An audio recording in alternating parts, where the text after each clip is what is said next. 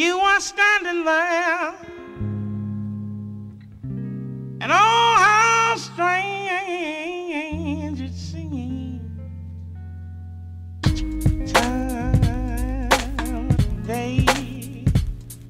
Ir aš tai motinystėje pati esu labai dėkinga, nes jeigu ne motinystė, ne vaiko atsiradimas mano gyvenime, manau, kad manęs kaip dizainerės šią dieną tikrai nebūtų mano kūrybos. Tai aš manau, kad motinystė suteikia moterim džiaugsmo, galbūt leidžia atsiskleisti tam tikriem talentam.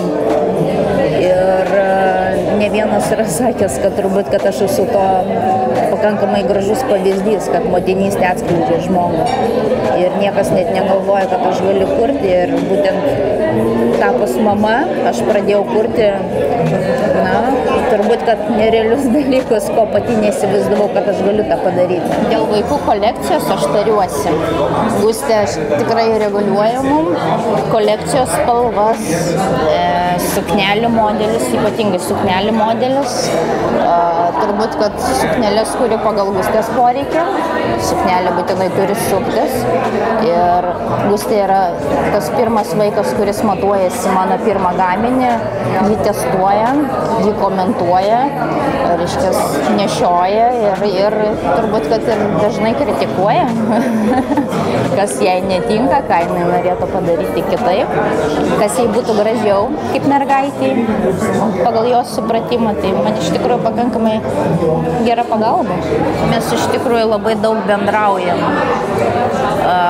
Ir jau minėjau, kad kai Gustė pradėjo kalbėti, mes su ja iš tikrųjų visada bendraujam kaip su suaugusiu žmogum.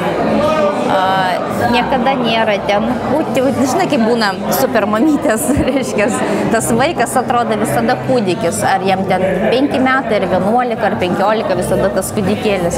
Nežinau, aš galvoju, kad tas požiūris, toks perdėtas požiūris su tuos vaikus šiek tiek žaloja vaikus ir, reiškia, neleidžia jiems užaugti protingais ir tu prasme, tvirtom asmenybėm. Ir kuo anksčiau tu pradėsi su to vaiku bendrauti kaip su suaugusiu, pasakoti apie gyvenimą tokį, koks jis yra, tas vaikas iš tikrųjų greičiau subręs, man atrodo. Jeigu būtų mano valia, aš šiek tiek norėčiau pakreipti Gustės stilių, išvaizdą ar ne, bet jinai pas mus yra labiau, kaip sakau, suknelių mėgėja.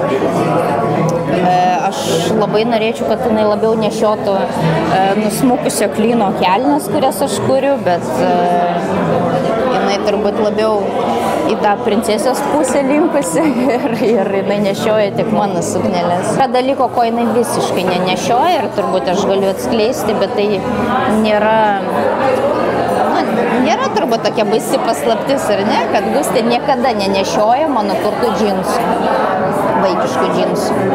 Nors atrodo tie džinsai pas mus yra kažkas tai nerealaus, populiaru, labai mamos myli, perka, grįžta ir pasiteisina ir labai kokybiški.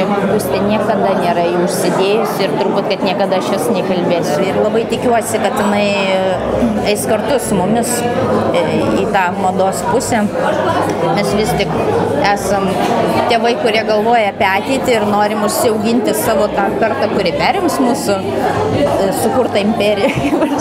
Man pasisekė su vyru, aš visada jį visiems giriu. Ir turbūt, kad su jo pagalba mes esam šiandienai tvirta ir stipri kaip įmonė. Jis yra tas žmogus, kuris, kaip sakoma, veda įmonę į priekį.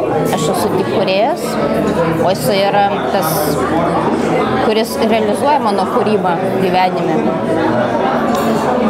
Tai aš manau, kad mes pati geriausia esam komanda ir neįsivaizduoju, kas galėtų geriau nudirbti tuos darbus, ką daro mano vyras, nes jis geriausiai mane gali suprasti. Lygiai taip pat aš jį geriausiai suprantu jo poreikius, nes lygiai taip pat ir mano vyras man padiktuoja, ko reikia, reiškia, parduotuvėm, ko reikia mūsų klientam, jisai to domisi, jisai dirba su pardavėjom ir tik per jį aš gaunu tą informaciją. Tai mes vienas kitą puikiai papildom ir suprantam, dėl to mums turbūt, kad puikiai sekasi dirbti kartu. Mes taip labai neprisirišam prie kažkokių taisyklių apskritai gyvenime, mes gyvenam be jokių taisyklių. Mes tiesiog mėgstam būti kartu ir tiek. Ir mes apskritai be galo šeiminiški esam. Išvažiuok vienas iš namų vienai dienai palikti kažką. Ta prasme, jeigu mes kažkur tai migruojam, mes visada migruojam visi kartu. Labai retai, kada mes iškeliaujam, reiškias. Yra griežta taisyklė. Jeigu atostogaujam, prisiminiau. Jeigu atostogaujam prie, reiškia, šiltuose kraštuose, mes atostogaujam visada 3 ir šitos taisyklės niekada nelaužom. Taip? Teisingai. Tai yra turbūt vienintelė taisyklė. Pakeliaujam, būna atskirai, bet jeigu atostogauti, mes atostogaujam ne taip ir dažnai, mes atostogaujam kartą per metus, jau tokių ilgesnių atostogų, 10 ir ten 2 savaitėm, 10 dienų. Tai tik su vaiku kažkaip nenorim iš jos irgi atimti tą džiaugsmą, pamatyti pasaulį.